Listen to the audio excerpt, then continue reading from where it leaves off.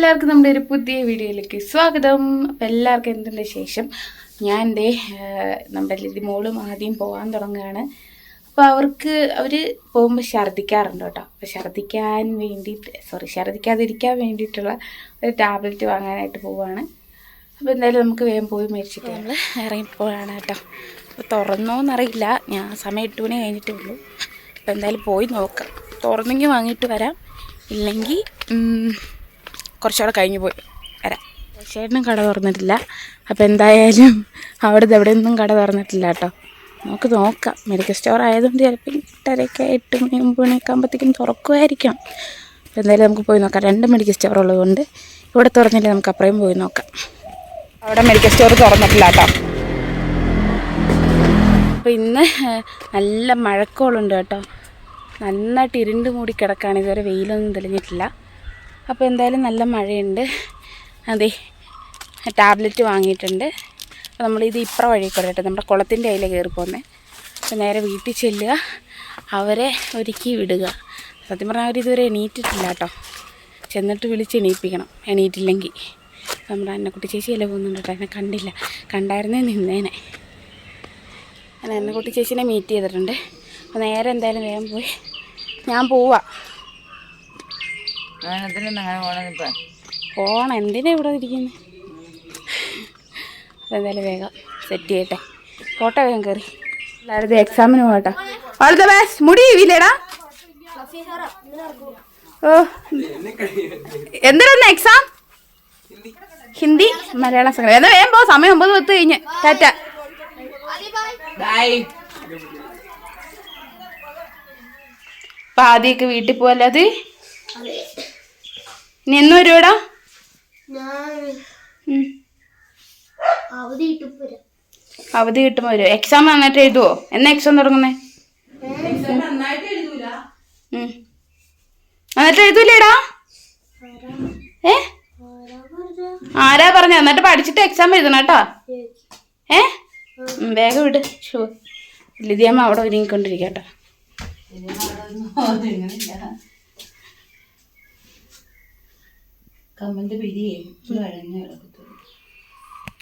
അതെ, അമ്മയുടെ ഒരുക്കം കഴിഞ്ഞ അടുത്ത മോൻ്റെ ഒരുക്കോയേ.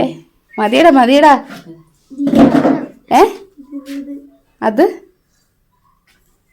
അതെന്തിനാ അങ്ങനെ കയറ്റി വെക്കുന്നേ? അയാളുടെ താഴത്തേക്ക് ചെയ്ത് വെക്കണം, അന്നേരം കുഴപ്പമില്ലടാ. അവിടെ പൊങ്ങിയിരിക്കൂല. എന്താ പോലെ 10:20 ബസ്സിന് ഇവിടുന്ന് പോയിട്ട് പിന്നെ അവിടുന്ന് ഒരു വൈക്കം ബസ്സുണ്ട്. അപ്പോൾ അതിന് കയറി പോകാൻ വേണ്ടി KSRTC കേട്ടോ. അതിനെ പോകാൻ വേണ്ടിയിട്ടാണ് ഇവരിയ്ക്കുന്നത്. അടിമാലി ചെന്നിട്ട് KSRTCക്ക് പോകണം, അത് എളുപ്പം. കഴിഞ്ഞ പ്രാവശ്യം KSRTC പോയിട്ട് വേഗം ചെന്നു. അടിമാലി വീട് ചെല്ലും. അതെ, KSRTCക്ക് പോയാൽ സുഖമായി. ഇവിടെ ഈ വഴിയെ എന്നാ പറയട്ടെ, അങ്ങോട്ടും ഇങ്ങോട്ടും ഇളകി നമ്മളിവിടുന്ന് അവിടം വരെ പോകും. ഒരു സീറ്റിൽ നമ്മൾ തനിച്ചായിരിക്കുന്നെങ്കിൽ ഇവിടുന്ന് അവിടെ തനിച്ചേ ഉണ്ടാവുള്ളൂ. കഴിഞ്ഞ പ്രാവശ്യം കയറിപ്പോ ആരും ഉണ്ടായിരുന്നില്ല. എല്ലാരും കൂടുതൽ ആൾക്കാരും പ്രൈവറ്റ് ബസ്സിനാ പോകുന്നത്. KSRTC ആണെങ്കിൽ കുഴപ്പമില്ല, സീറ്റും കിട്ടും. ഇവിടെ ഉള്ളവർക്ക് KSRTC കയറുന്ന അത്ര ഇഷ്ടമല്ല. ശരിക്കും KSRTC, എനിക്ക് KSRTC അതെ വേഗം എത്തും കേട്ടോ. വേഗം എത്തും, ഒത്തിരി സ്റ്റോപ്പിൽ നിർത്തണില്ലല്ലോ എല്ലാ സ്ഥലം. അപ്പൊ പോകാനായിട്ട് റെഡി ആയിട്ട് സെറ്റ് ആയിട്ടിരുന്നു.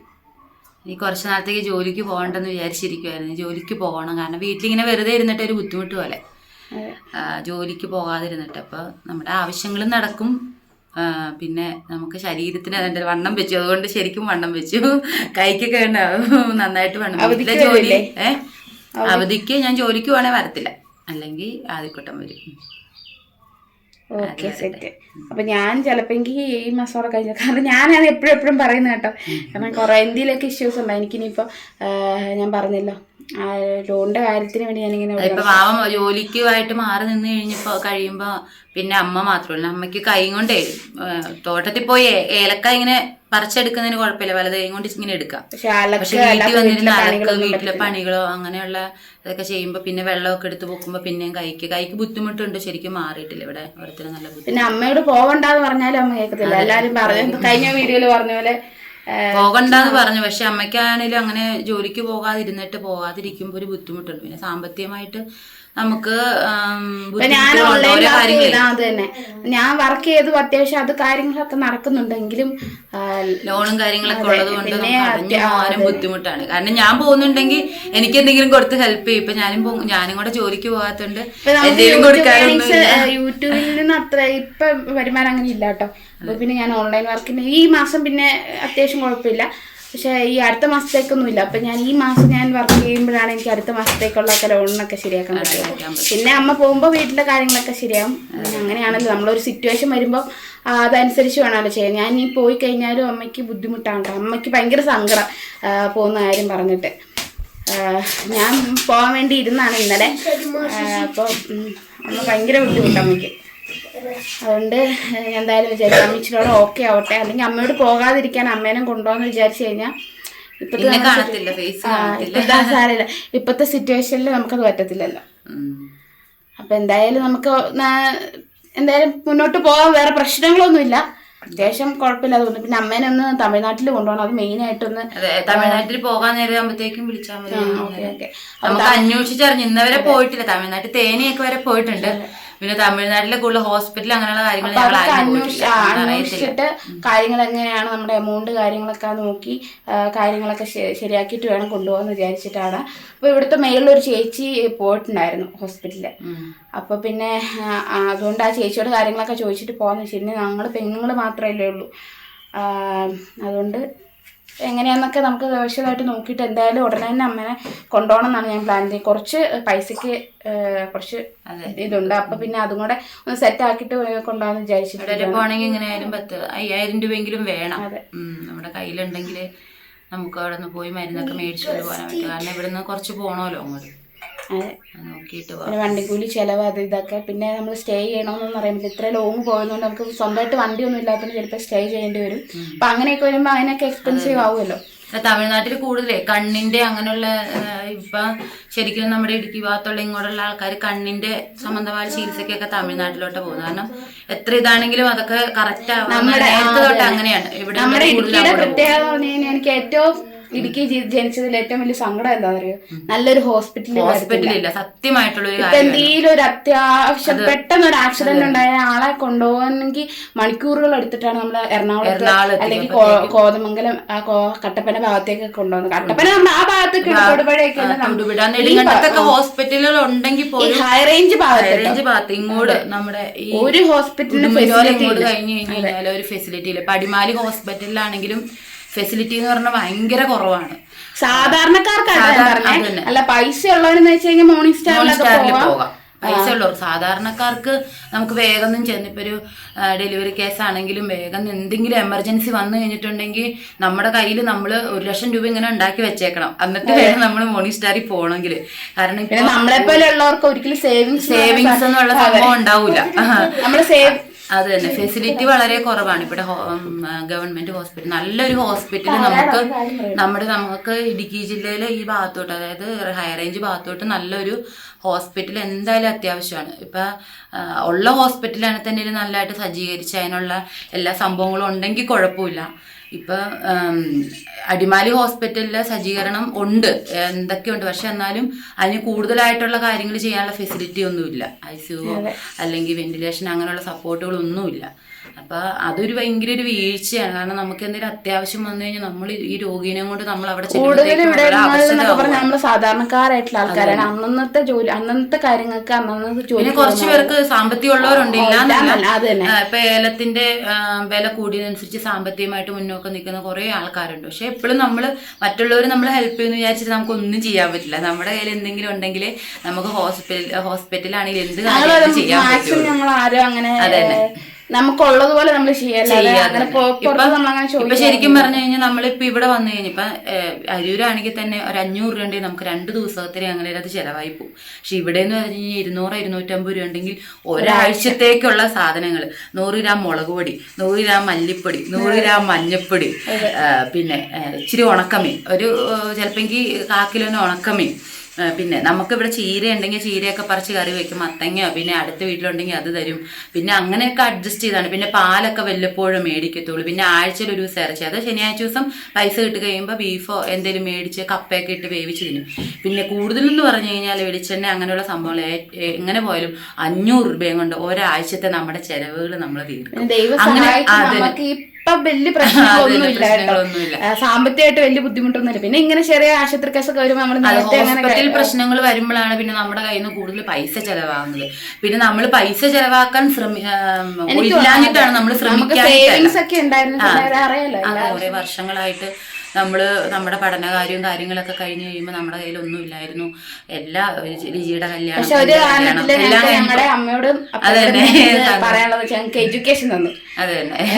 നമ്മളെ നന്നായിട്ട് പഠിപ്പിച്ചു. പിന്നെ ഭക്ഷണ കാര്യത്തില് അത് നമുക്ക് പറയാതിരിക്കാൻ പറ്റില്ല, നന്നായിട്ട് ഭക്ഷണം തന്ന് നമ്മളെ അത് വളർത്തി. അത് പറയുമ്പോൾ നമുക്ക് നമ്മളെ സങ്കടമുണ്ട്. എന്താണെന്ന് വെച്ച് കഴിഞ്ഞാൽ നമ്മുടെ കാരണന്മാർ ജീവിച്ചിരിക്കുമ്പോഴാണ് നമ്മുടെ ഏറ്റവും അവർ തരുന്ന ഓരോ പരിഗണനയും, നമുക്ക് തരുന്ന ഭക്ഷണമാണെങ്കിലും എന്താണെങ്കിലും. ഇപ്പം ഞാൻ ഇവിടെ വന്നിട്ട് ഇത്രയും 3-4 ദിവസമായി. അപ്പം അമ്മ ഓരോ കാര്യങ്ങൾ ചെയ്യുന്നു, അമ്മയ്ക്ക് കൈ പാടില്ല.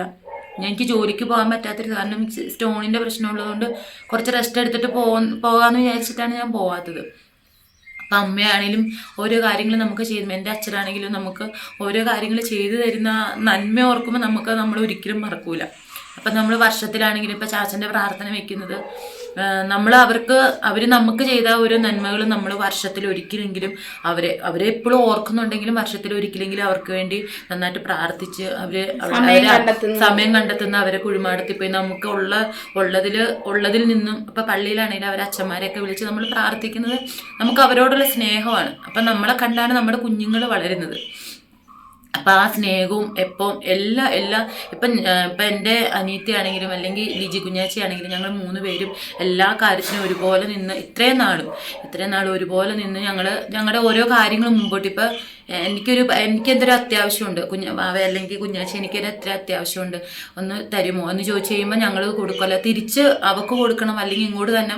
അങ്ങനെയൊന്നുമില്ല, ഞങ്ങൾ സ്നേഹത്തോടു കൂടി നമുക്ക് എപ്പോഴും അങ്ങനെ കഴിയാനാണ് ഞങ്ങൾ അതന്നെ ഡിപ്പെൻഡ് ചെയ്തിട്ടാണ് ശരിക്കും ജീവിക്കുന്നത്. പിന്നെ ഞങ്ങൾ ലിജിമോളുമായിട്ട് വഴക്കാണെന്ന് വെച്ചൊരു കമന്റിയാണ്. സത്യമായിട്ട് ഞങ്ങൾ ഒരു കാരണം പോകാൻ പറ്റാത്ത കൊച്ചു പഠിക്കുന്നുണ്ട്, എനിക്ക് പോകാൻ പറ്റില്ല. ഇപ്പൊ ഇവിടെ അമ്മയ്ക്കും വയ്യാത്തോണ്ട് എനിക്കും പിന്നെ അങ്ങോട്ട് പോകാനും പറ്റില്ല. പിന്നെ ചേട്ടായി പറഞ്ഞു നമ്മളെല്ലാം പോയി നിന്ന് കഴിയുമ്പോൾ അവർക്ക് ഒരു സപ്പോർട്ട് കൊടുത്തു കഴിയുമ്പോൾ അവർക്ക് പിന്നെ ഒരു ബുദ്ധിമുട്ട് വരെ എഴുന്നേറ്റ് നടക്കാനേ. അപ്പൊ ഞങ്ങൾ ചെല്ലുമ്പോഴാണെങ്കിലും 2 പേരാകുമ്പോ ആ ഒരു ഇതിൽ അവർക്കും സാമ്പത്തികമായിട്ട് ബുദ്ധിമുട്ട് നന്നായിട്ടുണ്ട്. അപ്പൊ പിന്നെ നമ്മളും കൂടെ ചെല്ലുമ്പോ നമ്മുടെ ചെലവും കൂടെ നല്ല പൈസയാവും. പിന്നെ ഞാനിവിടെ ഇരിക്കുന്നോണ്ട്, പിന്നെ ഞാൻ വീട്ടിൽ നിന്ന് വർക്ക് ചെയ്യുന്നോണ്ട് എനിക്ക് അത്യാവശ്യം കാര്യങ്ങൾ ചെയ്യാൻ പറ്റുന്നുണ്ട്. പിന്നെ ഞാൻ അവിടെ പോയി കഴിഞ്ഞാൽ അങ്ങനെ വീട്ടിൽ നിന്ന് വർക്ക് അങ്ങനെ പറ്റത്തില്ല കേട്ടോ. പിന്നെ അതുകൊണ്ടാണ് മെയിനായിട്ട് പോവാത്തത്. അല്ലാതെ അവരുമായിട്ട് ഒരു വഴക്കില്ല. എന്തിനു വഴക്കിടുന്നേ? കാരണം ഞങ്ങള് അങ്ങോട്ടും ഇങ്ങോട്ടും സപ്പോർട്ട് ചെയ്ത് നല്ല രീതിയിൽ മുന്നോട്ട് പോവാട്ടോ. എല്ലാ ദിവസവും വിളിക്കാറുണ്ട്, എല്ലാ ദിവസവും വീഡിയോ കോൾ ചെയ്യും. പിന്നെ കുഞ്ഞാച്ചി സംസാരിക്കുന്നത് കൂടുതൽ എനിക്ക് മനസ്സിലാവും, കാരണം അടുത്ത് എനിക്ക് നിൽക്കാൻ അധികം പറ്റിയിട്ടില്ല. കാരണം കൊച്ചിനെ എന്റെ കാര്യങ്ങളൊക്കെ നോക്കണം. പിന്നെ വാവയായിരുന്നു കൂടുതൽ അവിടെ, വാവ അമ്മച്ചിയൊക്കെ നിന്നുകൊണ്ട് അവർക്കറിയാം. അമ്മയ്ക്കും അറിയത്തില്ല കൂടുതൽ സംസാരിക്കുന്ന, വാവയ്ക്കാണ് അവള് സംസാരിക്കുന്നത് കൂടുതൽ അറിയത്തുള്ളൂ. അപ്പൊ വാവ വിളിക്കും, എന്തേലും എനിക്ക് ഇപ്പൊ ക്ലിയർ ആയി കുഴപ്പമില്ല, അത്യാവശ്യം മനസ്സിലാവും. അപ്പൊ വിളിച്ച് സംസാരിക്കും. അങ്ങനെ വേറെ വഴക്കും കാര്യങ്ങളും പ്രശ്നങ്ങളും ഒന്നുമില്ല, വളരെ സന്തോഷത്തോടുകൂടി കഴിഞ്ഞു പോകുന്നു. ശരിക്കും പറഞ്ഞു കഴിഞ്ഞാൽ ഞങ്ങളുടെ ജീവിത കാലഘട്ടത്തിൽ എനിക്കൊരു 28-29 വയസ്സാകുമ്പോഴാണ് ചാച്ചന് അസുഖം വരുന്നത്. അതേ സമയം വരെ ഞങ്ങൾ വളരെ സന്തോഷത്തോടു കൂടിയാണ് കഴിഞ്ഞത്. ഒരു ദുഃഖം എന്താണെന്നോ ഒരു കുറവ് എന്താണെന്നോ ഒരു പൈസയുണ്ട്. പൈസക്കെന്ന് പറഞ്ഞാൽ നമുക്ക് അധികമൊന്നല്ല, നമ്മുടെ കാര്യങ്ങൾ കഴിഞ്ഞു പോകാനുള്ള രീതിയിലുള്ള പൈസയുണ്ട്. പിന്നെ വേറെ പ്രശ്നങ്ങൾ കാര്യങ്ങളൊന്നുമില്ല. എല്ലാ ജീവിതത്തിലും ഏറ്റക്കുറച്ചിലുകളുണ്ടാവും. പിന്നെ ചാച്ചൻ മരിച്ചതിന് ശേഷം കുഞ്ഞാച്ചിയുടെ കല്യാണം കഴിഞ്ഞു. അത് കഴിഞ്ഞ് കുഞ്ഞാച്ചിക്ക് പാടില്ലാതെ വന്നു. അപ്പൊ അതെല്ലാം ഞങ്ങൾക്ക് ഭയങ്കര ഡൗൺ ആയിട്ടുണ്ട്. അപ്പൊ അതിൽ നിന്നെല്ലാം ദൈവമാണ് നമ്മൾ ഇത്രയും ദൈവം. പിന്നെ ഒരുപാട് പേരുടെ പ്രാർത്ഥനയുടെ ഫലമായിട്ടാണ്. പിന്നെ ചേട്ടായും കുറേ ഒരുപാട് പരിശ്രമിച്ചു. പിന്നെ എൻ്റെ അമ്മ, ചേട്ടായുടെ വീട്ടുകാര്, വാവ എല്ലാവരും കൂടെ പരിശ്രമിച്ച് അവളെ ഈ നിലയിലെത്തിച്ചു. അത് തന്നെ വലിയൊരു ആശ്വാസമാണ്. ദൈവത്തിന്റെ വലിയ കരുതലും കൈകളും അവിടെ ഉണ്ടായിരുന്നു. പിന്നെ എല്ലാവരും ഒത്തിരി പേര് നമ്മൾ ഫേസ്ബുക്കിലൊക്കെ ഇട്ടപ്പോൾ ഒരുപാട് പേര് പ്രാർത്ഥിച്ചു. പിന്നെ യൂട്യൂബ് കാണുന്ന ആൾക്കാർ എല്ലാവരുടെയും പ്രാർത്ഥന ഫലമായിട്ടാണ് കുഞ്ഞാച്ചി അങ്ങനെ അങ്ങനെ എഴുന്നേറ്റിരിക്കുന്നതും അങ്ങനെ അത്രയും ഇതിലിരുന്നു. കാരണം 9 മാസമൊക്കെ ഒന്നും ഒരു ചലനം പോലും ഇല്ലാതെ കട്ടിലിൽ കിടന്ന ഒരാൾ ഇത്രയധികം രക്ഷപ്പെടുക എന്ന് പറഞ്ഞാൽ അതെല്ലാം കൊണ്ട് ദൈവത്തിൻ്റെ ഭാഗ്യമെന്നേ പറയാൻ പറ്റത്തുള്ളൂ. അപ്പം അങ്ങനെയുള്ള കാര്യങ്ങളൊക്കെയാണ്. അപ്പൊ എന്തായാലും വണ്ടിക്ക് സമയമായത് നോക്ക്. 10:20 ബസ്. 10-15 അപ്പൊ നേരത്തെ പോയി അവിടെ ഇരുന്നിട്ട് കാര്യമില്ല. കുറച്ചു നേരം ഇരുന്ന് വീഡിയോ എടുത്തിട്ട് പോവാന്നൊക്കെ പറഞ്ഞ് പിടിച്ചിരുത്തിയതാണ്. പിന്നെ ഇവിടെ വന്നു കഴിഞ്ഞാൽ കൂടുതൽ സമയം കിടന്നുറങ്ങാനേ പറ്റില്ല. കാരണം തണുപ്പായതുകൊണ്ട് രാവിലെ താമസിച്ച് എഴുന്നേക്കുന്നത്. വീട്ടിലാണെങ്കിൽ നേരത്തെ എഴുന്നേക്കും കേട്ടോ. ജോലിക്ക് പോയാലും നേരത്തെ എഴുന്നേക്കും. അതിനെ സ്കൂളിൽ വിടണം. പിന്നെ വീട്ടിലിരുന്നാലും വെറുതെ ഇരിക്കുന്നത്. ഞാൻ കുറച്ച് പച്ചക്കറികളൊക്കെ ടെറസിന്റെ മുകളിൽ നടും. പിന്നെ നമ്മുടെ ഡ്രാഗൺ ഫ്രൂട്ട് ഒക്കെ നട്ടിട്ടുണ്ട്. അതൊക്കെ പിടിച്ച് കുറെ തണ്ടുകളൊക്കെ വന്നു. പിന്നെ അങ്ങനെ കുറച്ച് പച്ചക്കറികളൊക്കെ നട്ട് അങ്ങനെ വീട്ടില് എന്തൊക്കെ പറഞ്ഞ ഇങ്ങോട്ടൊക്കെ കാട് കയറിപ്പോയി. കൊറേ സംസാരിച്ചു. അപ്പൊ എന്തായാലും നമ്മൾ എത്ര സ്ട്രഗിൾ ചെയ്താലും മുന്നോട്ട് തന്നെ പോകും. നിങ്ങളുടെ സപ്പോർട്ട് ഞങ്ങൾക്ക് വേണം. കാരണം എനിക്കിപ്പോ ഇച്ചിരി ഞങ്ങളൊക്കെ ഇച്ചിരി ഡൗൺ വന്ന സമയത്ത് എനിക്ക് യൂട്യൂബിൽ നിന്നാണെങ്കിൽ നമുക്ക് കുറച്ച് ഒത്തിരി കാര്യങ്ങൾ ചെയ്യാൻ പറ്റി. അതെ, അത് തന്നെ വളരെയധികം സന്തോഷമാണ്. നിങ്ങളിൽ നിന്ന് ആ ഒരു സപ്പോർട്ടും ആ ഒരു സ്നേഹവും പ്രതീക്ഷിക്കുന്നുണ്ട്. അത് തന്നെ വാക്കുകളില്ല കേട്ടോ, പറയാൻ വാക്കുകളില്ല. അവർക്ക് കുറച്ചൊരു വരുമാനമാണ്. ഇപ്പൊ ഇവിടെ വന്നിട്ട് എനിക്ക് വീഡിയോ എടുക്കാൻ എന്തെങ്കിലും ചെയ്യാനൊരു ഇതുണ്ടായിരുന്നില്ല. അത് ഞാൻ കുറച്ചു നേരമൊക്കെ കിടക്കണമായിരുന്നു. അപ്പൊ അതുകൊണ്ട് അങ്ങനെ 2-3 ദിവസം ഇനിയിപ്പോ വരുമ്പോ എനിക്ക് സമയമില്ല. ഞാൻ പറഞ്ഞു ഈ പറഞ്ഞാലും ജോലിയും കാര്യങ്ങളും എനിക്ക് അങ്ങനെ പറ്റുന്നില്ല കേട്ടോ. എന്നാലും ഞാൻ അത്യാവശ്യം ഒക്കെ ചെയ്യുന്നുണ്ട്. ഇപ്പം അങ്ങ് തീരെ സമയം കിട്ടുന്നില്ല. സമയം കിട്ടില്ല എന്ന് വെച്ച് കഴിഞ്ഞാൽ അത്ര പണിയൊന്നും അല്ല. എങ്കിൽ പോലും എനിക്ക് ഇവിടെ താഴെ വില്ലേജിൽ പോകണം. അങ്ങനെ ഇങ്ങനെ കുറച്ച് പരിപാടിയും കാര്യങ്ങളൊക്കെ ഉണ്ടായിരുന്നു. അതുകൊണ്ടൊക്കെയാണ് പിന്നെ ഞാൻ വീഡിയോ ഇന്നലെ ഒന്നും എടുക്കാഞ്ഞത്. കഴിഞ്ഞ 2 ദിവസം മുന്നേ ഉള്ള വീഡിയോ ആണ് ഇട്ടിരുന്നത്. പിന്നെ 2 ദിവസം മുന്നേ ഇട്ട വീഡിയോക്കകത്തൊരു കമന്റ് വന്നായിരുന്നു, ഞാൻ ഇവിടെ പോവാന്നും പറഞ്ഞിട്ടാ നീ ചിറ്റീന്ത് വെട്ടാൻ ചെന്ന് കഴിഞ്ഞപ്പോ അവിടെ ചിറ്റീന്ത് വെട്ടുന്ന മല മുഴുവൻ തീയിട്ട്. ഇപ്പം വേനലാണല്ലോ. അപ്പൊ തീയിട്ടിട്ട് മൊത്തം കത്തിപ്പോയി. കണ്ടവർക്ക് മനസ്സിലായിട്ടുണ്ടാവുമായിരിക്കും. അതുകൊണ്ടാണ് അപ്പം ചിറ്റീന്ത് കുറച്ച് വെട്ടിക്കൊണ്ട് വരുവാണെങ്കിൽ എനിക്കത് കുറച്ച് കെട്ടിക്കൊണ്ട് പോയാൽ നമുക്ക് വീട്ടില് ടൈലിലൊക്കെ എല്ലാം അടിച്ചു കഴിഞ്ഞാൽ വേഗം പോവുകയും ചെയ്യും. പിന്നെ പുല്ലായിട്ട് ഇങ്ങനെ ഇതായിട്ടാവില്ല. അത് അറിയാവുന്നവർക്ക് അറിയായിരിക്കും കേട്ടോ. പുല്ലല്ല, അത് പുല്ലിനേക്കാൾ ഇത്തിരി കൂടി വലിയ തണ്ടുകളാണ്. ഇത്രയുള്ള വലുതായി വരുമ്പോ കാണിച്ചു തരാം.